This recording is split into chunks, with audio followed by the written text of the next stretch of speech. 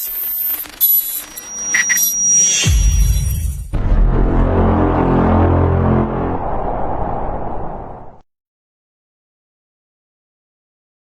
بالله من شرور أنفسنا من سيئات أعمالنا من يهده الله فلا مضل له ومن يضلل فلا هادي له أشهد أن لا إله إلا الله وحده لا شريك له وأشهد أن محمدا عبده ورسوله يا أيها الذين آمنوا اتقوا الله حق تقاته ولا تموتن إلا وأنتم مسلمون أما بعد فإن أصدق الحديث كتاب الله وخير الهدى هدى محمد صلى الله عليه وعلى آله وسلم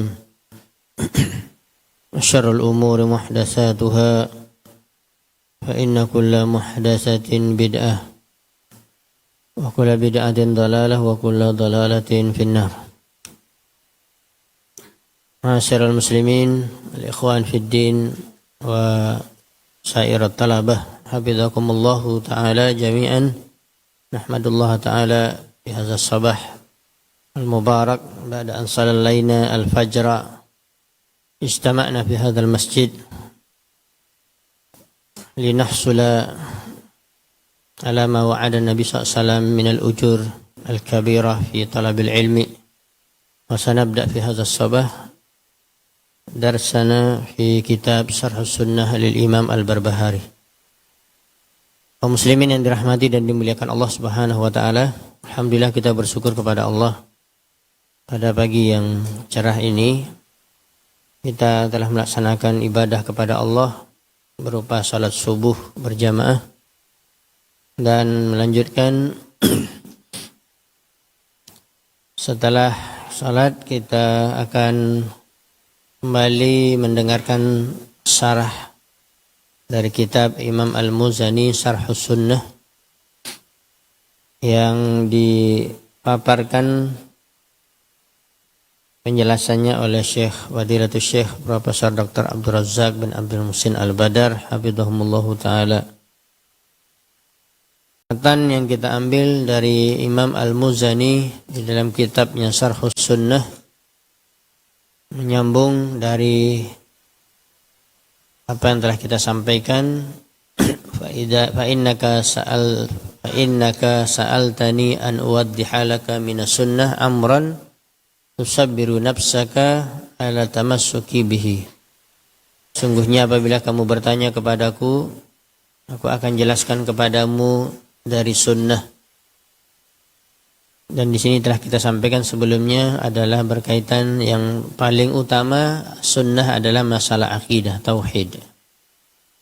Yaitu suatu perkara amran tusabbiru nafsaka yang kamu akan berusaha untuk memberikan atau menyabarkan dirimu alat tamassuki bihi agar dirimu berpegang teguh dengan sunnah tersebut, dengan perkara yang besar tersebut. Sebagaimana yang telah disebutkan sebelumnya oleh Syekh Abdul Razak hafizahullah ta'ala, Imam Al-Muzani memberikan ibarah dengan kata-kata tusabbir untuk menjelaskan sesungguhnya seorang hamba muslim dia akan menghadapi berbagai macam fitnah dalam kehidupan dunia ini.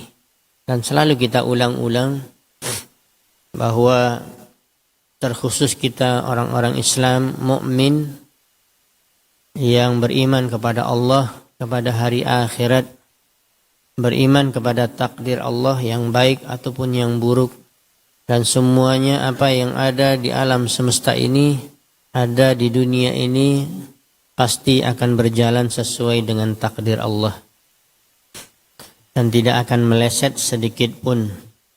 Dan Allah Subhanahu wa ta'ala memberikan kita ujian di dunia ini, tentunya beberapa kemungkinan.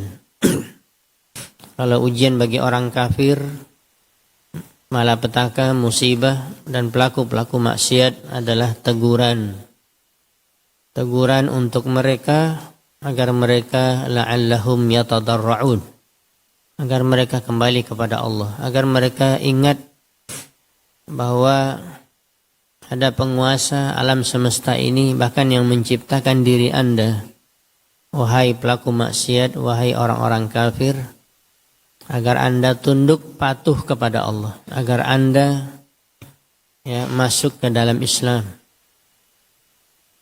Begitu juga pelaku maksiat, walaupun dia seorang muslim, agar Anda mengetahui bahwa tidak ada jalan keselamatan kecuali dengan mengikuti aturan Allah. Bagi seorang muslim yang dia tidak boleh ujub terhadap amalannya karena bisa membatalkan amalan, bangga dia dengan amalannya, tetapi bersyukurlah kepada Allah Subhanahu wa ta'ala, karena tidak ada yang memberikan taufik kepada kita ketika kita rajin beribadah kecuali Allah Subhanahu wa ta'ala. Wala haula wala quwata illa billah. Ya hayyu ya qayyum bi rahmatika nastaghits. Allahumma aslih lana syu'unana kullaha wala takilna ila anfusina tarfata ain.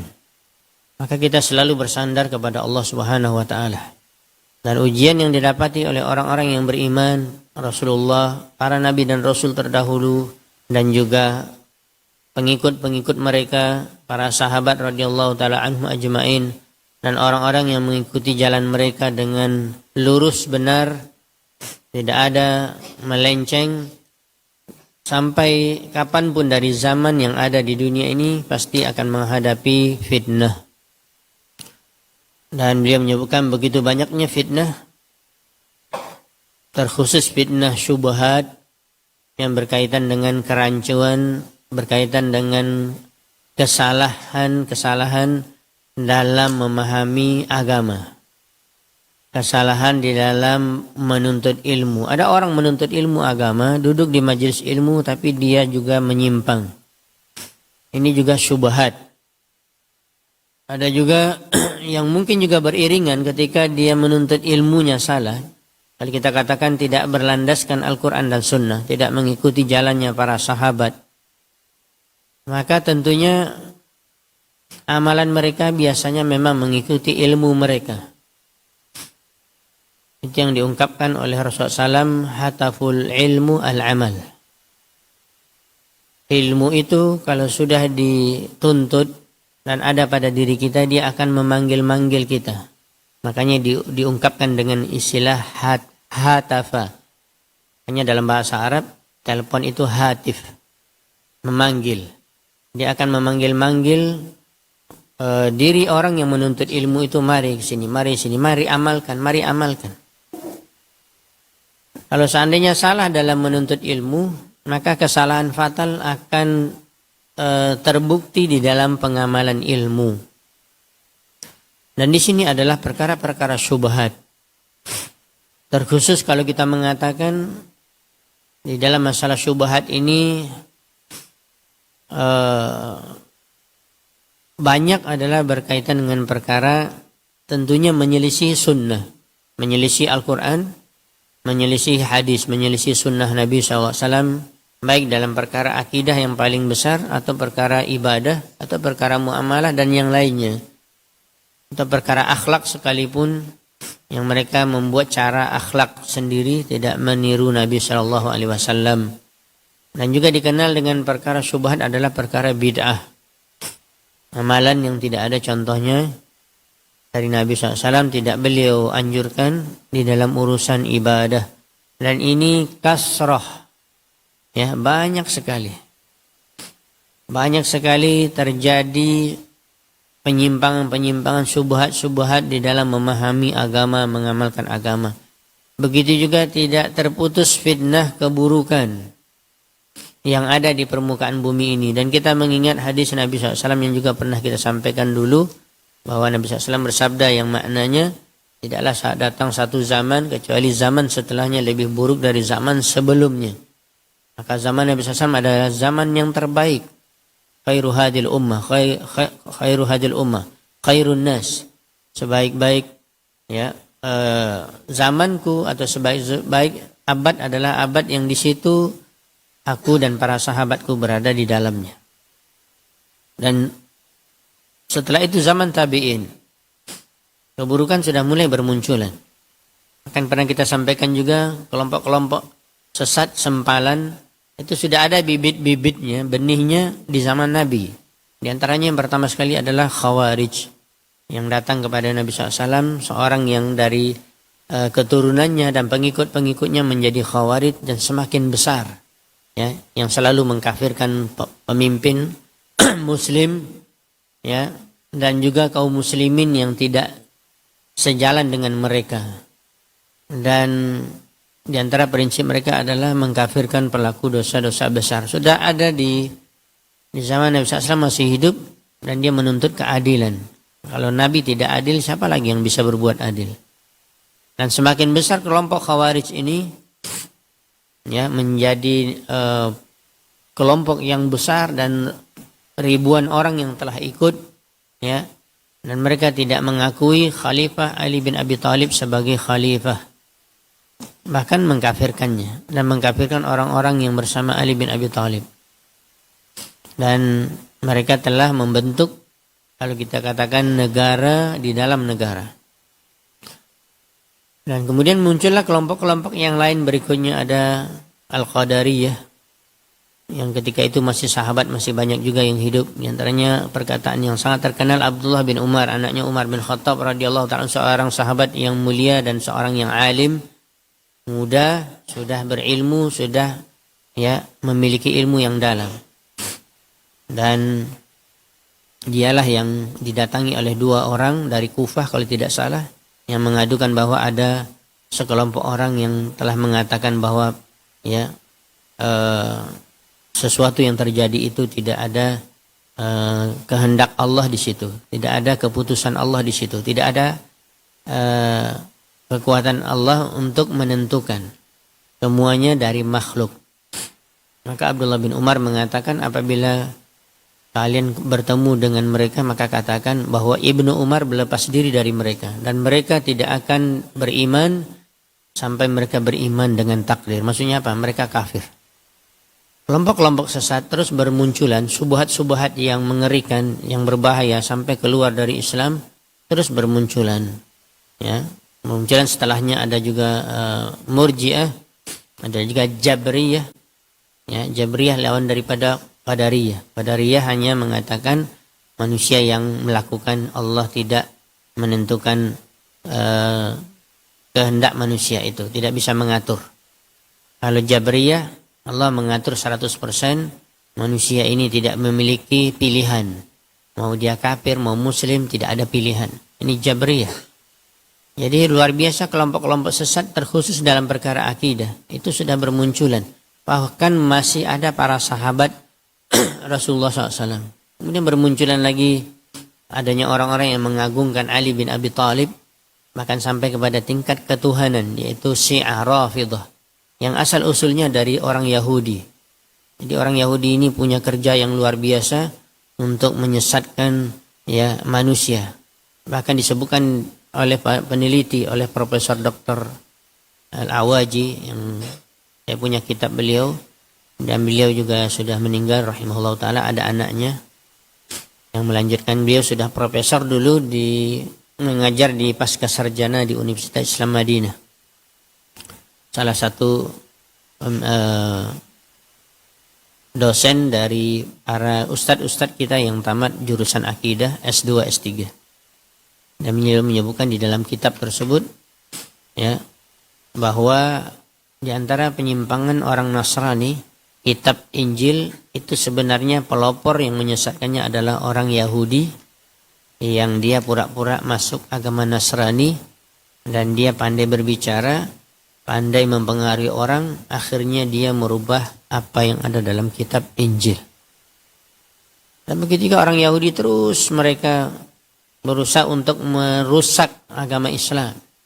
Dan Syiah Rafidah adalah salah satu hasil yang berhasil mereka bentuk, ya, menjadi agama tersendiri, bukan agama Islam. Nah, karena prinsip-prinsip dasar Syiah Rafidah itu semuanya bertentangan dengan akidah Islam, dasar-dasar agama. Kalau sudah bertentangan berarti mereka bukan Islam. Maka mereka terang-terangan, kalau kita lihat di media sosial yang mereka menguasai, mereka mengatakan mereka bukan bukan Islam, mereka bukan sunnah, mereka Syiah. Maka kelompok-kelompok seperti ini terus bermunculan syubhat, keburukan-keburukan, apalagi belum lagi dari sisi keburukan yang lain, maksiat-maksiat, dosa-dosa besar yang bermunculan di mana-mana. Ya. Dulu orang masih malu-malu bersembunyi-sembunyi melakukan mohon maaf perbuatan zina. Tetapi sekarang terkhusus mohon maaf di negeri-negeri kafir barat yang bebas, yang pergaulan bebas, yang katanya menjaga hak asasi manusia, tapi dengan otak mereka, bukan dengan tuntunan dari Allah, mereka bahkan mudah melakukan zina di tepi jalan yang dilihat oleh orang banyak. Ya, mohon maaf, berciuman laki-laki dan perempuan yang bukan mahram di depan orang banyak. Tidak ada rasa malu, sudah diangkat oleh Allah Subhanahu wa taala. Ya, seorang mukmin dia mesti memiliki rasa malu. Ya, sudah jelas kalau kita tidak memiliki rasa malu, maka itulah akan terangkat iman dari diri kita. Apalagi mereka orang kafir yang sudah jelas kafir. Makanya Nabi SAW bersabda, al-haya'u minal iman. Ya, al-imanu sab'un wa sittun atau bid'un wa sab'una syu'bah. Ya, iman itu terdiri dari 79 cabang, bahkan lebih. Ya, a'laha qaulu la ilaha illallah, yang paling tinggi adalah perkataan la ilaha illallah, itu tauhid akidah. Wa adnaha imatatul adha 'anit thariq, dan yang paling rendah adalah menjauhi sesuatu yang menyakiti dari jalan orang banyak yang orang lewat di situ. Wal haya'u minal iman, dan Nabi SAW mengatakan malu adalah bagian dari iman. Bagaimana kalau sudah malu ini terangkat dari diri kita? Dan selalu banyak nasihat para ulama, penekanan terkhusus saya menasihati diri saya sendiri yang kita katakan saya ustadz, penyampai ilmu, penyeru kepada kebaikan, begitu juga secara khusus yang lain para penuntut ilmu, mendalami ilmu agama. Seharusnya sifat malu ini lebih besar pada diri kita daripada orang yang tidak menuntut ilmu. Orang yang tidak masuk di dalam ilmu agama. Maka alangkah menyedihkannya, bahkan orang-orang penuntut ilmu agama tidak malu. Tidak malu di hadapan Allah. Tidak malu terhadap perbuatannya yang dia melakukan maksiat. Ya, bahkan secara terang-terangan. Apalagi di zaman sekarang di media sosial. Keburukan terus menumpuk. Ini namanya fitnah. Luar biasa. Maka kata beliau, kalau sudah seperti ini kita mendapatkan keadaan yang saya sampaikan tadi. Bismillah. Berarti, wahai saudaraku yang aku cintai karena Allah, berarti kebutuhan kita untuk sabar, untuk istiqomah.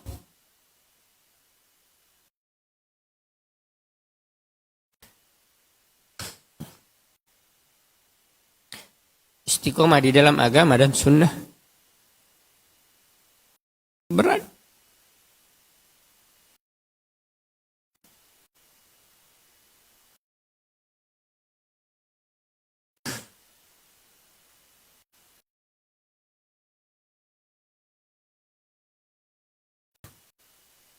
Maka benar perkataan Imam Al-Muzani kepada kita, sabarkan dirimu untuk berpegang teguh kepada agama dan sunnah di zaman fitnah. Dan beliau dan Syekh Abdul Razak hafizallahu taala mengatakan, dan semua tersebut tidak akan bisa kita dapatkan kesabaran diri kita kecuali dengan kita melakukan sebab-sebab yang bisa membantu kita. Jadi kita mengambil asbab. Jangan hanya mengatakan saya sabar, saya berusaha untuk sabar, tapi sebab untuk sabar itu enggak kita lakukan. Maka di sini Syekh Abdul Razak hafizallahu taala mengatakan ada dua perkara. Silakan ditulis, wa fi muqaddimati hadzal asbabi amrani. Dan di permulaan sebab yang mesti kita lakukan adalah dua. Al-amrul awal, sebab yang pertama, agar kita selamat daripada berbagai macam fitnah dan keburukan, doa Allah Azza wa Jalla wal ilhahu alaihi bitaufiqi wal ismati minal fitani wa su'aluhu as-sabata ala ad-dini was sunnah. Jangan berhenti berdoa Jangan merasa Anda sudah hafal Al-Quran 30 juz, sudah punya sanad, sudah belajar tafsir, bahkan mungkin selesai 30 juz. Jangan merasa Anda sudah belajar duduk di majelis ilmu, mempelajari sunnah Nabi, bahkan mempelajari akidah, bahkan mempelajari manhaj, bahkan mempelajari akhlak. Ya, jangan Anda merasa Anda sudah selamat daripada fitnah. Semuanya ada di tangan Allah. Seorang bisa selamat daripada fitnah. Allah Maha mengetahui isi hati kita, keinginan kita Allah tahu. Tetapi Allah ingin kita berusaha. Ya, Allah ingin kita berusaha, menjadda wajada. Al-jaza'u min jinsil amal. Lakukan sebab wahai kaum muslimin. Bisa kita katakan ini sebab yang terbesar. Bahkan ini tumpuan harapan kita. Ya, tidak akan bisa kita selamat daripada fitnah, tidak akan bisa kita mendapatkan taufik dari Allah kecuali dengan banyak berdoa. Ya, banyak apa? Banyak berdoa. Bahkan Allah SWT menyebutkan di dalam Al-Quran, ya, Allah akan masukkan orang-orang ke dalam neraka jahanam apabila dia tidak mau berdoa. Yastakbiruna an ibadatihi. Para ulama tafsir mengatakan mereka sombong, tidak mau beribadah, maksudnya tidak mau berdoa. Yang telah kita sebutkan tadi, wallahi ya ikhwan, bahwa sealim apapun kita, sehebat apapun amalan kita, bukanlah kita bisa selamat daripada fitnah kecuali dengan taufik dari Allah. Di antara taufik dari Allah adalah dengan banyak berdoa. Makanya saya katakan tadi, jangan mengandalkan kehebatan Anda dalam ibadah, dalam ilmu, dalam hafalan. Nanti bisa jatuh ujub, dan orang ujub ini amalannya akan hapus. Ya, zahirnya dia istiqamah, wal iyadu billah, bisa jadi dia sebelum mati dia akan sesat. Dia akan menyimpang daripada jalan yang benar. Maka banyaklah berdoa kepada Allah Subhanahu wa taala. Jangankan kalau kita katakan Anda, saya dan kita semua yang sudah jelas banyak sekali dosa kita. Ya, keburukan kita. Nabi SAW, para nabi dan rasul, dan khusus Nabi kita yang mulia SAW, yang sudah dijamin masuk surga, terbaik di dunia dari seluruh para nabi dan rasul, terbaik di akhirat. Tidak ada yang masuk pintu surga kecuali Rasulullah yang masuk pertama sekali, baru para nabi dan rasul yang lain. Beliau sudah diampuni dosanya, ma taqaddama wa ma ta'akhkhar, telah diampuni dosanya yang lalu dan akan datang. Dan beliau yakin dan tidak ada keraguan bahwa beliau adalah utusan Allah. Dan beliau yakin bahwa Allah bersamanya. Innallaha ma'al ladzina taqaw wal ladzina hum muhsinun. Sesungguhnya Allah akan bersama orang-orang yang bertakwa dan orang-orang yang melakukan kebaikan. Apakah mungkin Allah tidak memberikan kemenangan di dalam banyak peperangan? Mungkin. Tapi Rasulullah SAW membuka pintu langit, ya, untuk menyampaikan keinginannya berdoa kepada Allah, selalu berdoa dan banyak berdoa sebelum terjun ke medan peperangan. Padahal kalau kita pikirkan ini Nabi pilihan, gak mungkin tidak ditolong oleh Allah. Tetapi Nabi tidak menyandarkan bahwa dia benar seorang Nabi dan Rasul dan terlalu berhusnuzan kepada Allah, dalam arti tidak berusaha pasti akan dibantu tanpa berdoa. Tidak. Rasulullah SAW orang yang paling banyak berdoa.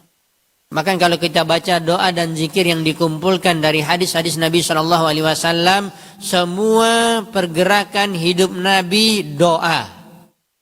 Tidak terlepas dari doa. Keluar masjid, masuk masjid, keluar rumah, masuk rumah, keluar WC, masuk WC, dalam perjalanan, safar, naik kendaraan, bahkan berhubungan dengan istrinya, bahkan masuk ke dalam rumah, bahkan banyak sekali. Makanya dikumpulkan buku zikir dan doa itu, sepertinya tidak semua juga kita bisa menghafalnya. Bahkan sebelum tidur pun kalau antum kumpulkan doa dan zikir Rasulullah, banyak di antara kita yang saya katakan mungkin tidak menghafalnya secara keseluruhan, ada sebagian saja. Siapa dia? Dia adalah utusan Allah, manusia yang terbaik, khatamul anbiya wal mursalin, sayyidul khalqi ajma'in. Dia adalah nabi kita yang mulia sallallahu alaihi wasallam, penutup para nabi dan rasul, pemimpin manusia sampai hari akhirat. Berbanyak doanya wahai kaum muslimin. Ya. Bagaimana dengan kita? Ya, masih kita tidak mau banyak berdoa kepada Allah, apalagi dengan perkara yang besar ini supaya kita selamat daripada fitnah. Telah kita sebutkan tadi. Tidak akan bisa kita lari daripada fitnah. Antum pindah kemanapun di kota, di dunia ini, di Indonesia ini, pasti ada fitnah. Pasti ada syubhat, pasti ada keburukan di tengah masyarakat, bahkan di sekitar tempat tinggal rumah kita. Baik kita ngontrak ataupun rumah yang telah kita beli, di situ kita lama dan tidak akan pindah. Tidak ada fitnah, tidak mungkin.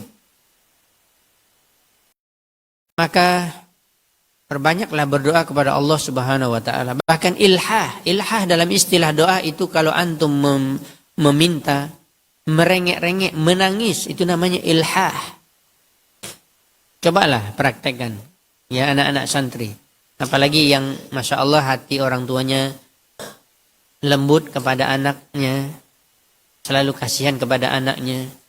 Ya, mana lebih cepat orang tua kita atau bapak kita ngasih ketika kita minta biasa aja, Pak, Bi minta ini, daripada menangis kita di depannya, itu cepat dapat itu.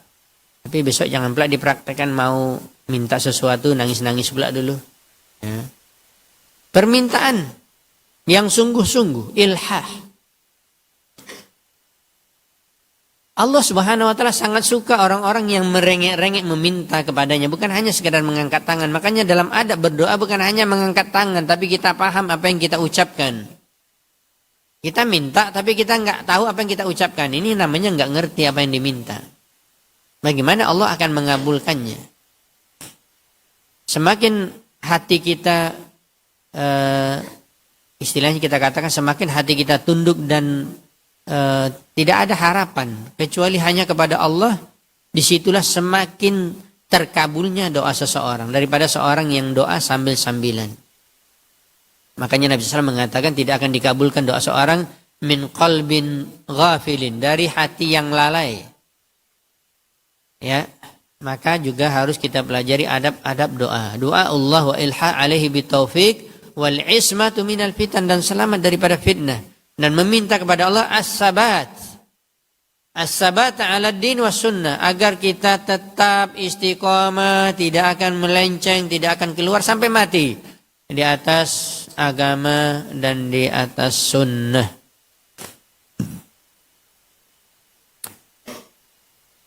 Saya mengatakan berikut ini syarah dari Fadilatul Syekh Abdul Razak hafizahullah taala, tetapi sudah diingatkan kita terus, tapi kita masih nggak tahu apa faktornya kita nggak mau berdoa. Apa faktornya kenapa kita tidak mau mengucapkan doa ini, padahal doanya pendek, ringkas, padat, ya, di dalamnya mengandung makna yang sangat luas, permintaan kepada Allah agar kita diselamatkan dari seluruh fitnah.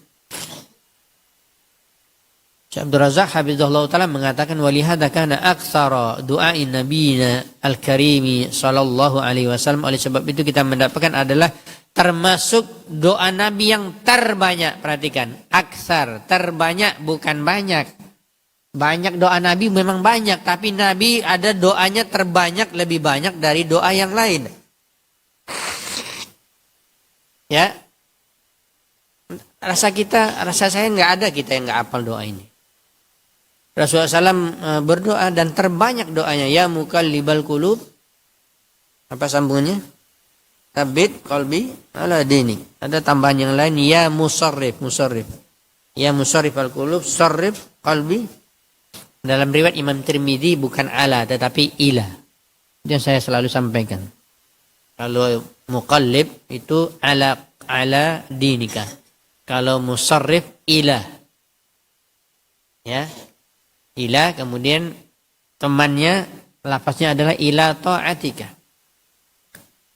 Kemudian juga saya selalu menyampaikan untuk diri saya sendiri dan untuk kita semua, ambil doa ini dan doa terbaik ada dalam Al-Quran dan Sunnah. Sebelum kita buat lafaz kita sendiri. Ya, apalagi Allah yang berfirman. Ambil doa ini agar kita diselamatkan oleh Allah dari fitnah. Apalagi setelah kita dapat hidayah. Sebagaimana ungkapan sebagian para ulama dan para asatizah kita. Mendapatkan hidayah itu sulit. Dan ternyata mempertahankan hidayah lebih sulit. Anda hijrah kepada Al-Quran dan Sunnah. Dari dulu tidak memahami Al-Quran dan Sunnah. Atau memakai kitab entah apa-apa, kitab antah berantah. Ya, kitab-kitab yang menyimpang. Sekarang kita diberikan hidayah oleh Allah. Diberikan hidayah oleh Allah dari syirik kepada tauhid. Diberikan hidayah oleh Allah dari bid'ah kepada sunnah. Diberikan oleh Allah hidayah meninggalkan dosa-dosa besar. Sehingga kita dekat kepada Allah. Dan banyak melakukan kebaikan. Ya, akan tetapi ya tentunya semuanya adalah merupakan akan tetapi kita mengatakan ya ada saja faktor-faktor yang akan kita hadapi di dalam perjalanan hijrah kita di atas Al-Quran dan Sunnah, di atas kebenaran ini ya, banyak ujian, banyak cobaan, banyak hal yang menggoyangkan kita. Lihatlah biografi kehidupan para sahabat. Apakah para sahabat masuk Islam mereka langsung enak-enak senangnya dapat dunia kaya, mau apapun dunia enggak. Bahkan semakin mendapatkan hal yang menyakitkan. Tetapi ingat bahwa dunia ini memang tempat kita menderita. Semakin menderita kita, sabar kita, dan itu takdir Allah, kita redha beriman, maka semakin tinggi derajat kita di sisi Allah dan menyebabkan tingginya derajat di surga Allah di akhirat. Saya membahas di Ahad pagi di Masjid Umar bin Khattab, kajian kitab Al-Fawaid Imam Ibnu Qayyim rahimahullah ta'ala. Ya, bahwa beliau menyebutkan sabar terhadap takdir yang buruk. Ya, redha terhadap takdir yang buruk.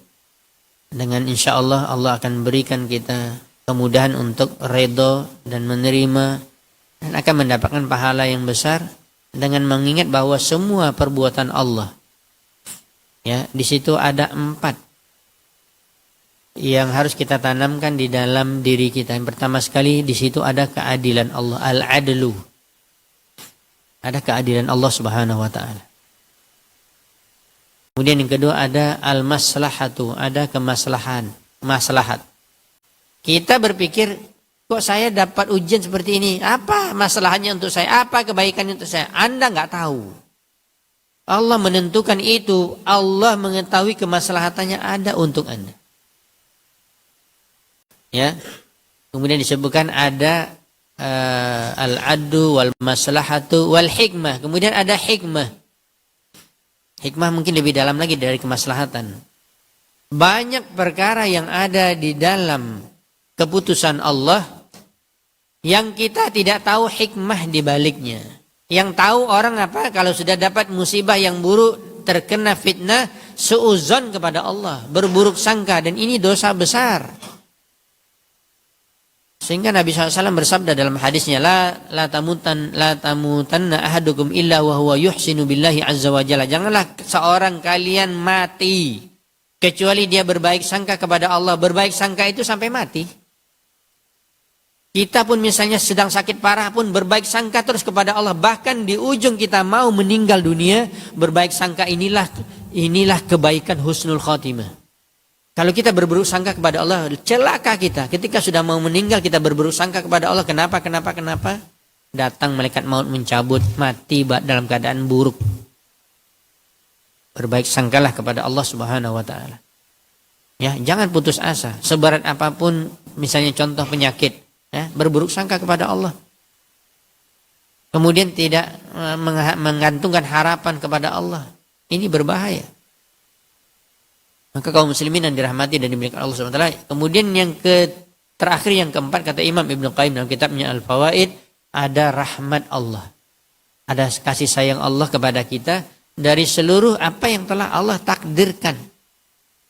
Termasuk yang kita sampaikan berkaitan dengan bahasan ini, termasuk apapun yang menimpa kita, apapun yang menimpa di sekitar kita, di kampung kita, bahkan di negeri kita ini berbagai macam syubhat dan keburukan, terutama pada pribadi kita. Berarti di situ ada 4 poin yang harus kita tanamkan di dalam hati kita. Insya Allah kita akan berbaik sangka kepada Allah, kita akan redo, akan sabar dan akan redo dengan apa yang telah Allah putuskan. Apa tadi 4-nya? 1 apa? Ada nyataan nih. 1 apa? Keadilan Allah. Yang kedua?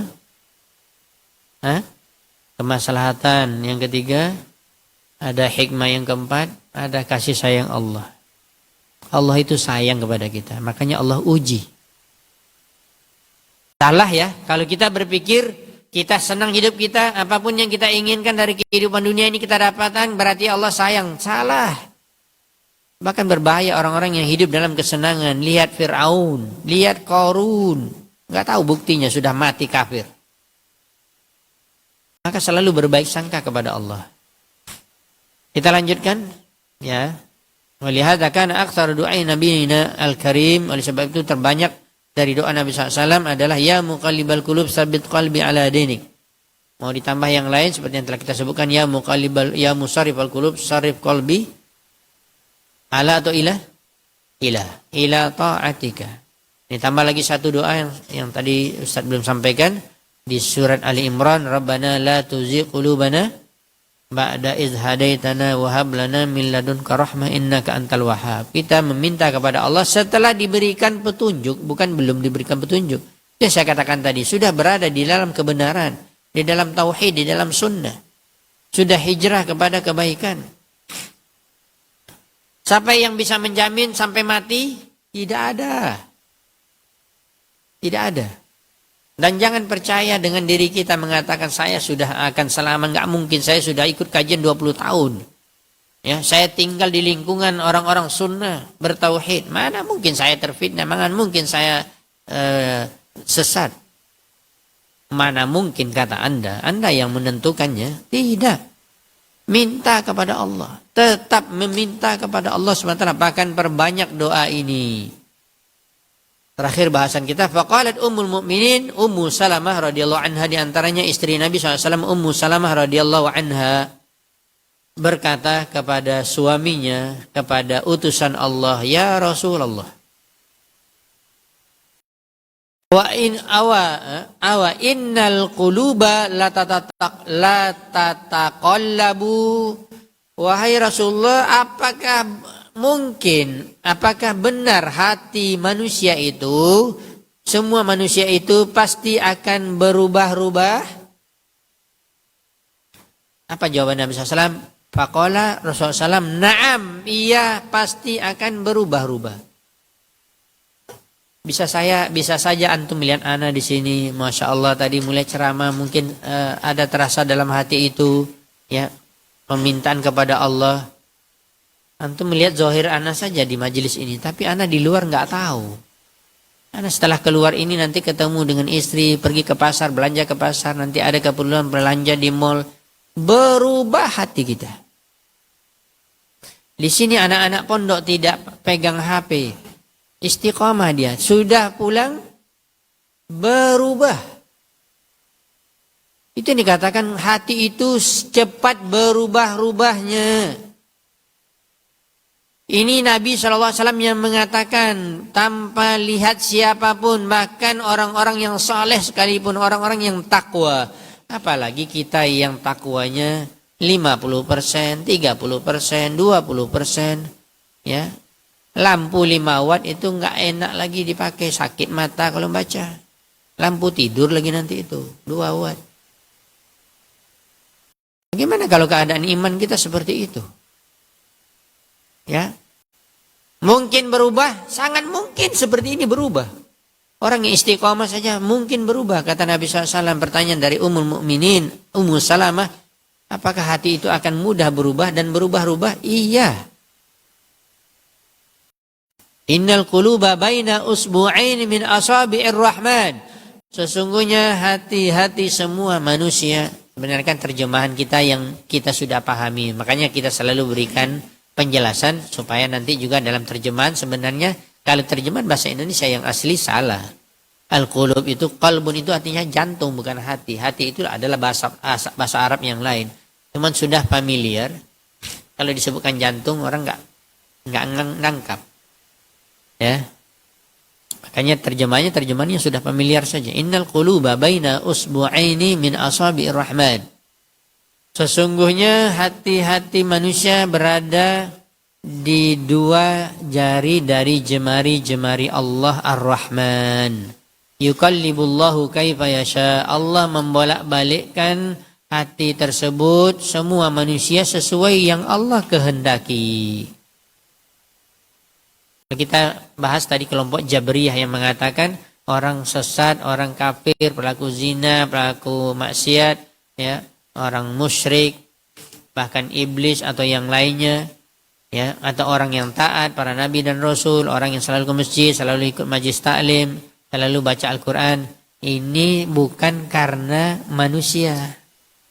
Manusia tidak punya pilihan, tidak punya ikhtiar, tidak ada kemampuan, tidak ada qudrah, tidak ada iradah. Ini kelompok sesat Jabriyah. Makanya kalau kita kaitkan dengan perkataan Nabi SAW ini, bahwa Allah akan membolak-balikkan hati manusia sesuai dengan kehendak Allah. Kalau kita pikir hanya sampai di sini saja, kita ambil lafaz hadis ini, kita pahami hadis Nabi sampai lafaz ini saja, maka kita akan mengatakan betul juga ya pendapat Jabriyah. Allah itu membolak-balikkan sesuai kehendak Dia. Ya kan Allah yang berkehendak, mau sesat kamu mau tidak, mau taat mau tidak, ya, mau kafir mau tidak, kan Allah yang membolak-balikkan. Benar. Yasha sesuai dengan kehendak Allah.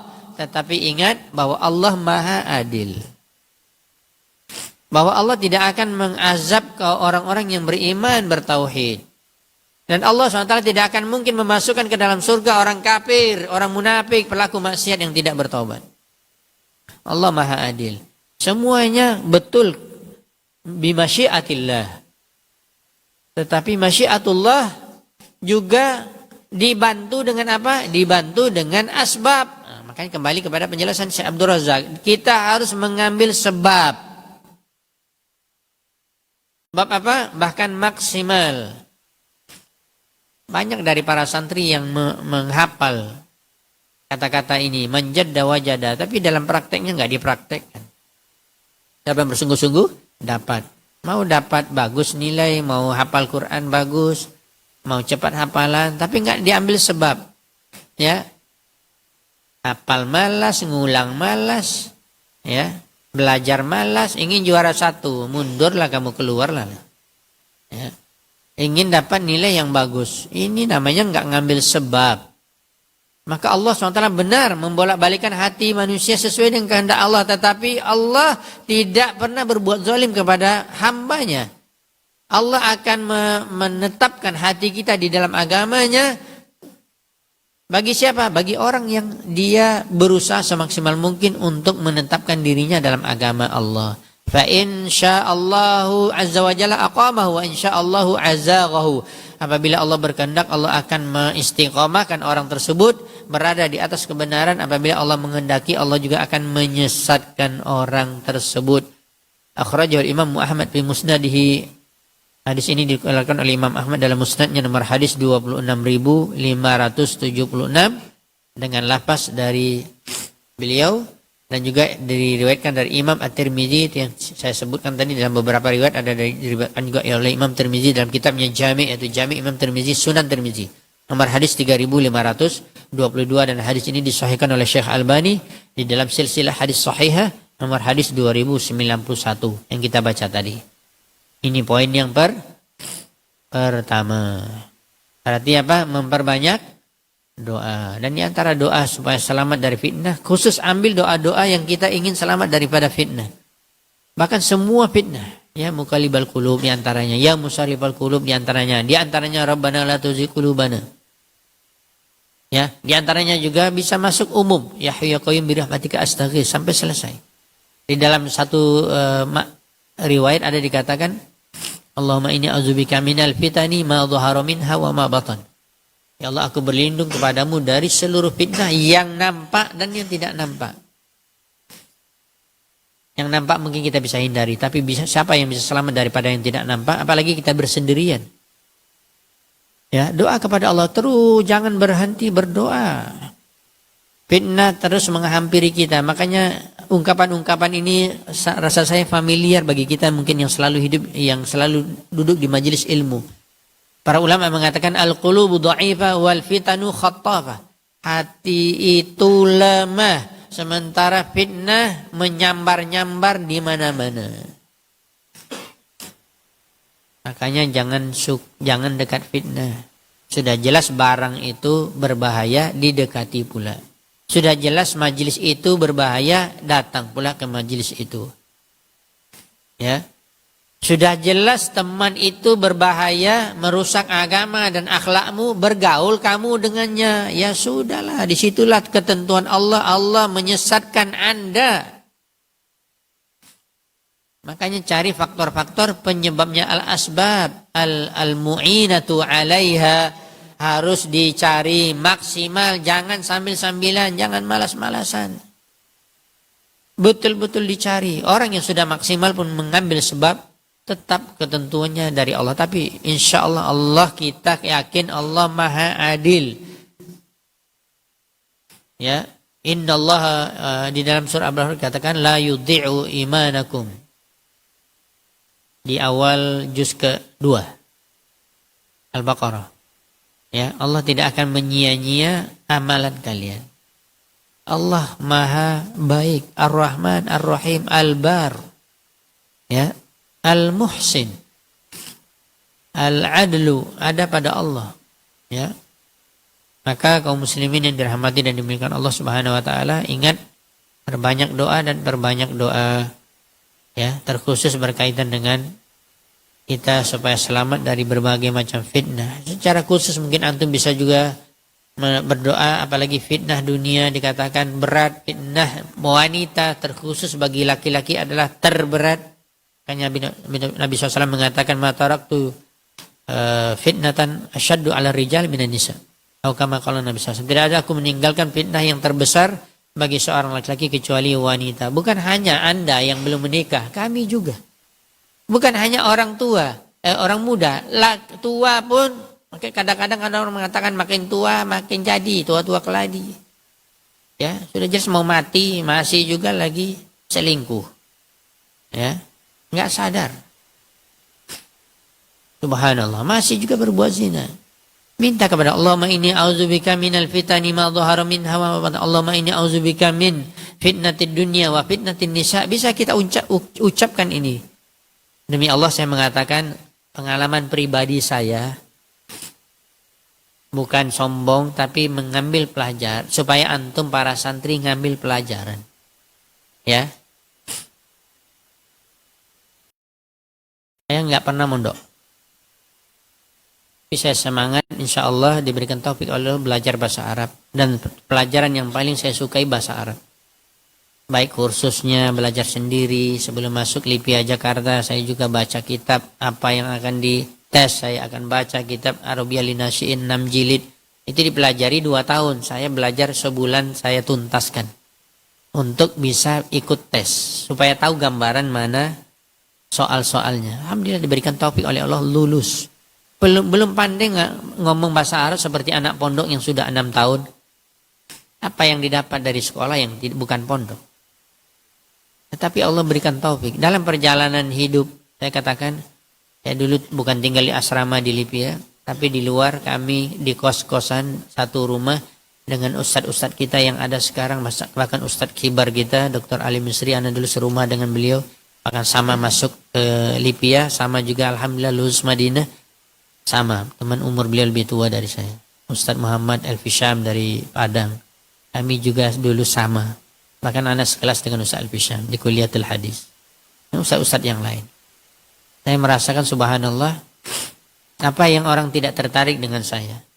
Ya, tetapi subhanallah fitnah wanita itu luar biasa. Apalagi saya mengatakan, apalagi hidup di Jakarta. Antum hidup di Pekanbaru aja sudah terfitnah, apalagi di Jakarta. Luar biasa fitnah wanita. Tapi kita harus terus takut kepada Allah. Terus minta pertolongan kepada Allah. Dan niat luruskan niat kita. Tujuan saya datang ke sini menuntut ilmu. Bukan untuk pacaran, bukan untuk cari jodoh. Bukan untuk terfitnah dengan wanita. Saya ingat di sebelah rumah yang saya tinggal, kami ngambil satu rumah 10 orang di dalamnya, semuanya mahasiswa Libya dari Riau dan Sumatera Barat. Ada ibu-ibu tuh genit dia. Ya, orangnya cantik, tapi itulah genit, selalu goda saya, tapi saya nggak peduli, saya cuekin aja. Di sebelahnya lagi kita dapatkan tetangga, waliyatubillah. Saya katakan tadi terang-terangan, mohon maaf ya. Ya, jangan dibayangkan negatif, ciuman langsung laki-laki perempuan. Ini jendela rumah kita, kan dekat-dekatan tuh. Jakarta itu rumahnya rapat-rapat. Kita buka, sudah ketemu dia duduk di situ, jangan lagi ciuman dengan pacarnya. Apa perasaan antum? Jiwa antum masih muda. Anak ini bergejolak syahwat masih muda. Apa yang terpikir oleh kita ketika melihat itu? Itu ujian berat. Fitnah wanita. Ya. Maka minta kepada Allah keselamatan. Salah satunya adalah dengan menyibukkan diri dengan kegiatan-kegiatan agama. Belajar, betul-betul belajar. Masuk dari pagi, pulang siang. Sebagaimana antum di sini. Sibukkan diri kita dengan belajar. Jangan pikir-pikir yang di luar. Apalagi pikir-pikir maksiat, jangan. Sibukkan diri kita dengan hal-hal yang bermanfaat. Kalau saya dulu di luar, insya Allah kita selesaikan sampai 6:30. Kita sudah selesai nih ya. Perkara yang kedua nanti pada pertemuan yang selanjutnya. Saya selalu mengatakan ini tambahan pengalaman yang mungkin antum bisa ambil. Dan antum bisa lebih baik dari ana. Bahkan banyak orang yang lebih baik dari ana. Maksudnya dalam arti apa? Mengisi kekosongan waktu. Kalau kita merasa agak kuat, agak ingin supaya di setel sedikit nafsunya, ambil kegiatan yang bermanfaat. Betul-betul. Saya dulu ikut bela diri. Di Jakarta itu saya ikut di Panpokan. Di Madinah saya juga ikut belajar kungfu dengan mahasiswa Cina. Ya. Dan saya pulang dari sana pun saya ngajar di pondok pesantren bela diri. Ya. Jangan lihat tubuh anak kecil. Antum boleh tunggu di luar. Ya, kalau mau coba. Maksud Anda begini, harus ada kegiatan kita yang bermanfaat. Ya. Harus ada kegiatan kita yang bermanfaat. Nah, termasuk kalau sudah kosong waktu kita, ini kan pengalaman nanti antum sudah tamat pondok, ini antum misalnya mau melanjutkan, saya mau ke Jakarta Ustaz, silakan masuk ke Libya, Masya Allah. Kita cari yang memang betul-betul manhaj, belajarnya jelas, kita nambah ilmu, bukan hanya cari sarjana S1, S2, S3 itu gampang dicari. Tinggal duit aja. Tapi ilmu belum tentu dapat. Ya. Kalau Anda berniat pergi jauh, merantau, dan memang tujuan kita menuntut ilmu itu merantau itu lebih baik. Dan kita mengikuti salafus saleh, mereka menuntut ilmu itu pergi bertebaran ke permukaan bumi mencari ulama. Dan ini jalannya sunnah para salafus saleh. Jangan seperti kata dalam tempurung. Antum tidak akan dapat pengalaman. Hanya Anda isi waktu Anda. Belajar dari Senin, Selasa, Rabu, Kamis, Jumat. 5 hari, 2 hari libur Libya. Dulu Madinah begitu juga. Kalau Madinah, Kamis, Jumat. Di Saudi secara umum. Kalau di sana karena liburan banyaknya kan Sabtu Ahad, maka diikut Sabtu Ahad. Ngapain antum 2 hari ini? Ya, seperti tadi. Karena ambil kegiatan bela diri. Habis itu, jangan lupa ada kajian. Setiap pagi Sabtu, Anda ngaji dengan Ustaz Abdul Hakim Abdab Sahih Bukhari. 2 tahun. Tidak pernah lepas, kecuali libur. Hari Ahad, kalau ada masih waktu, Anda akan berangkat naik kereta api dari Jakarta ke Bogor. Hadir apa? Kajian Ustaz Yazid. Usulus Salasa. Beliau juga ngisi kajian ada di Jakarta Pusat, Masjid Dewan Dakwah. Kitab Riyadhus Shalihin dengan kitab Tauhid, saya kejar ke sana. Isi waktu kita yang berfaedah. Cukup? Sudah lulus Madinah? Cukup belajar dari pagi sampai siang, pagi sampai siang? Tidak. Sore nanti ada kajian lagi. Saya katakan, Syekh Abdul Razak, ini masuk guru saya misalnya. Yang saya halakoh langsung sama beliau. Kitab Tauhid saya belajar juga sama beliau. Di masjid kampus juga ada halakoh pagi Sabtu, Ahad, libur kami juga ada halakoh. Dengan Syekh Ibrahim Ruhaili saya juga pernah berhalakoh. Usulul Salasa. Jadi isi waktu. Selesai, misalnya dari asar sampai dekat maghrib selesai udah. Tidak nambah lagi, kejar lagi ke Masjid Nabawi. Masjid Nabawi alhamdulillah ada fasilitas dari kampus, dijemput asar, antar ke Masjid Nabawi, nanti dijemput lagi, bawa ke pulang sesudah Isya. Udah, isi waktu kita lagi apa? Hadir di halaqah Masjid Nabawi. Saya cari-cari yang paling banyak. Karena ada 2 hari Syekh itu, ada yang 1 hari seminggu, ada yang 5, ada yang 4. Yang paling banyak itu Syekh Abdul Muhsin, ayah Syekh Abdul Razak, belajar hadis. Duduk kita di situ. Waktu kita bermanfaat, maghrib sampai Isya, maghrib sampai Isya. Pegang kitab, belajar dulu Sunan Nasai dengan Sunan Abu Daud saya belajar. Walaupun tidak tuntas, tamat, pulang. Ya, makanya Ustaz Asfri ini sekarang beliau lagi ngisi di Masjid Rautul Jannah Sunan Nasai. Itu setelah beliau belajar dengan Syekh Abdul Razak sama dengan Anda, satu majelis. Kitab Sunan Nasai telah kami pelajari. Ya. Dan catatan-catatan yang beliau dapatkan dari Syekh Abdul Razak, mungkin beliau juga membaca kitab tambahan sarah, beliau sampaikan sekarang. Kajian beliau di Masjid Rautul Jannah sekarang setiap subuh. Ya. Itu yang saya maksudkan, kesibukan kita harus, subhanallah, nasihat saya karena Allah, demi Allah saya menasihati karena Allah. Banyak orang yang mengatakan, Ustadz, kenapa anak-anak sekarang tamat dari UIM Universitas Islam Madinah nggak bisa ceramah, nggak pandai khutbah Jumat, ya, nggak dalam ilmunya seperti antum? Karena bukan seperti kami dulu mereka buat. Sekarang sistem SKS, belajarnya seminggu itu terserah dosen. Masuk, kata dia, masuk. Ya, hari Sabtu masuk, berapa? 2 jam, berarti kosong yang lainnya. Hari Senin masuk, ya. Jam sekian masuk lagi kosong. Kami belajar seperti kalian. Itu yang paling bagus. Di LIPI alhamdulillah itu masih dipertahankan.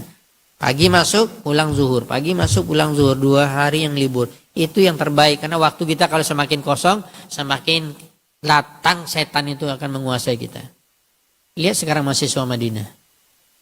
Namanya saja lulusan Madinah. Masya Allah. Baru lulus. Keluar namanya yang akan berangkat tahun ini. Tapi di sana belum tentu berhasil. Karena tadi banyak waktu kosong. Kalau udah pergi Ustadz umrah, mana si fulan? Pergi Ustadz ke pasar. Loh, kok enggak ada di Masjid Nabawi? Ya dia lagi belanja. Ngapain? Waktu kita, manfaat antum berada di kota Nabi, ada majelis ilmu, ada ulama di sana, masih keluyuran. Ya. Dulu ini kami enggak punya. Tapi ini sekarang sudah pun semua orang pegang. Semakin besar lagi fitnahnya. Habislah waktu kita. Habis waktu kita. Gak mau lagi duduk di halaqah ilmu. Apalagi kita dulu kalau punya duit, banyak realnya, kumpulkan beasiswa, dapat zakat, beli kitab. Sekali setahun itu ada pameran kitab, Ma'radul Kutub. Sekali belanja 2.000 real, 3.000 real. Sudah kita kumpulkan selama setahun. Sekarang mahasiswa UIM tidak ada yang mau beli kitab. Apa katanya? Sudah ada Ustadz di PDF. Kalau HP hilang, hilanglah kitab itu semua. Ya, lagi pun malas orang kena bacanya. Makanya belajar kitab itu pakai ini. Ya. Maka ini masukan aja untuk kalian. Kalau kalian besok ditakdirkan oleh Allah, di antara kalian ada yang berangkat di Universitas Islam Madinah atau universitas yang lain di Saudi, ingat pesan saya ini. Sibukkan diri antum dengan menuntut ilmu. Ini hanya sebagai wasilah. Jangan sibukkan dengan ini. Ini penolong saja, pembantu kita, bukan semakin kita jauh. Ya, habis waktu sana sini. Apalagi masya Allah fitnah besar, belajar apa? Sudah lewat juga ya 5 menit. Ini termasuk fitnah yang besar. Nih, sudah jelas beasiswa ada, senang dah hidupnya di sana. Asrama ada, makan itu dari beasiswa itu masih berlebih, bisa beli baju, bisa makan nabung. Antum perlu tahu Anda nikah. Tidak ada 1 rupiah pun dari bapak bantu. Dari saya, tabungan saya selama di Madinah. Minta izin saja mau nikah. Jadi ada manfaat. Ya, maksud saya tadi itu kita betul-betul memanfaatkan waktu. Ya, yang saya sebutkan tadi sangat disayangkan sekali. Apalagi fitnah sekarang, fitnah duit itu apa? Travel umroh. Mahasiswa Madinah banyak terjerat sekarang dengan travel umroh. Makanya saya dapat kemarin, kita kan alumni-alumni Madinah yang tahun lalu sampai yang mungkin terakhir ada dimasukkan di grup terkhusus yang kita kumpul di dalam ustadz-ustadz yang salafi, ya, bermadhab salaf. Kemarin di share oleh Ustadz Abu Yusuf Ahmad Ja'far, beliau kan termasuk perwakilan untuk Indonesia. Beliau nge-share langsung tulisannya di situ, Mahasiswa termasuk mahasiswa yang terbanyak tidak masuk kuliah adalah mahasiswa Indonesia. La ilaha illallah. Mahasiswa Indonesia banyak yang gaib. Di mana kuliahnya? Di UIM. Apa fitnahnya? Fitnahnya tadi. Fitnahnya waktunya banyak lowong. Tidak dimanfaatkan. Fitnah travel yang manis. Ya. Kadang-kadang kan mau masuk kuliah. Kan tadi sistem SKS. Langsung orang travel itu kan dia ada kerjasama tuh. Kalau enggak nanti diputuskan. Ali, mana kau? Ya, kata orang travel. Oh, saya mau masuk kuliah. Ini ada jemaah, cepat datang, jemaah sambut. Nah, udahlah, tinggal kuliah. Dapatlah duit dia.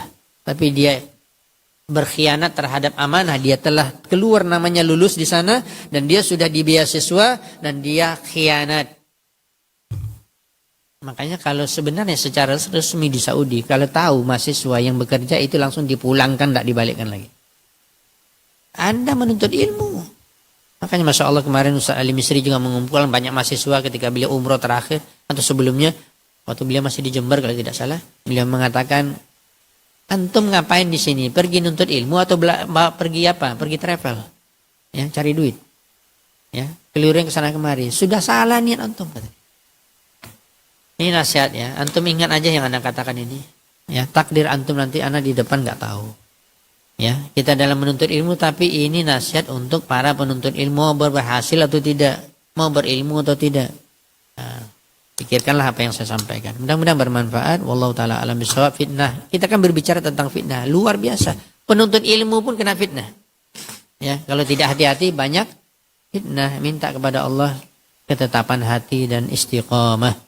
Subhanakallahumma bihamdika asyhadu an la ilaha illa anta astaghfiruka wa atubu ilaik. Assalamualaikum warahmatullahi wabarakatuh.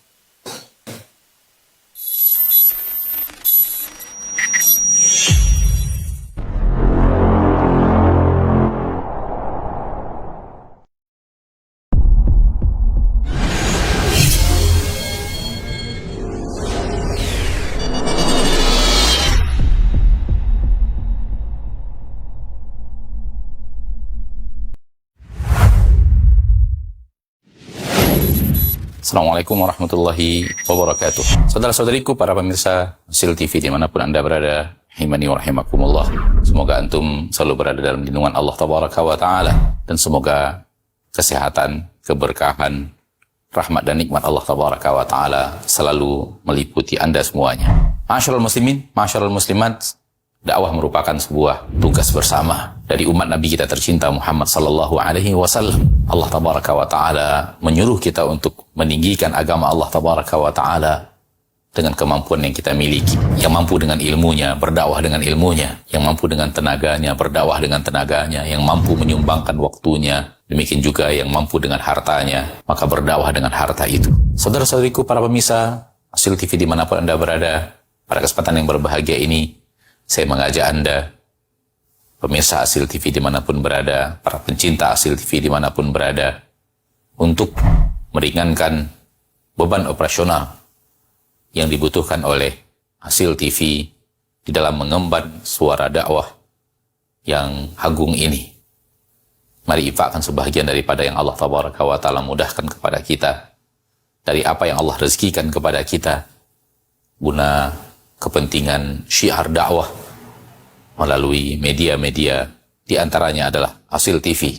Melalui Asil TV, sangat banyak saudara-saudari kita kaum muslimin dan muslimat yang bisa mendapatkan dakwah di bumi yang sangat jauh, di negeri yang sangat terpencil. Bahkan tidak sedikit dari mereka yang mendapatkan hidayah kepada sunnah Rasulullah SAW melalui media Asil TV yang kita cintai. Semoga apa yang antum berikan merupakan pembuka kebaikan, merupakan pembuka hidayah bagi saudara-saudari antum menuju jalan yang sesuai dengan sunnah Nabi kita tercinta SAW, sehingga di akhirat mendapatkan pahala bagaikan seorang yang di tangannya Allah Tabaraka wa Ta'ala bukakan hidayah kepada seseorang, seperti yang dikatakan Nabi kita tercinta SAW, la iyahdiyallahu bika rajulan wahidan khairun laka min humurin na'am. Sekiranya satu orang mendapatkan hidayah melalui dirimu, melalui usahamu, melalui apa yang telah engkau berikan, melalui apa yang telah engkau dakwahkan, maka itu lebih baik daripada unta merah sebagian para ulama mengatakan lebih baik daripada dunia dan perhiasannya. Sallallahu wasallam wa baraka wa an'am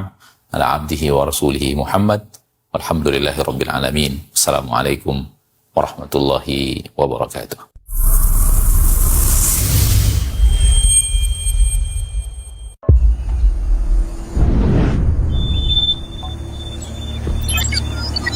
Assalamualaikum warahmatullahi wabarakatuh. Alhamdulillah wassalatu wassalamu ala Rasulillah wa ba'd. Saudara-saudari kaum muslimin dan muslimat, saya Abu Zubair Hawari. Saat ini saya sedang berada di kawasan Markas Sunnah Nusantara. Di belakang saya nampak bangunan Masjid Al-Hijrah. Pertama kali saya ke sini dahulu, bangunan ini belum nampak, masih basement saja. Alhamdulillah saat ini sudah tegak, lantai 1, 2 itu sudah nampak. Dan ini insya Allah akan menjadi salah satu sentral dakwah di Pekanbaru. Dan mudah-mudahan juga menjadi pusat untuk kegiatan-kegiatan Islam seperti pusat ibadah, pusat menuntut ilmu, pusat pembinaan para da'i-da'i dan seterusnya. Tentunya perjuangan ini butuh kebersamaan, dukungan dari saudara-saudari kaum muslimin dan muslimat.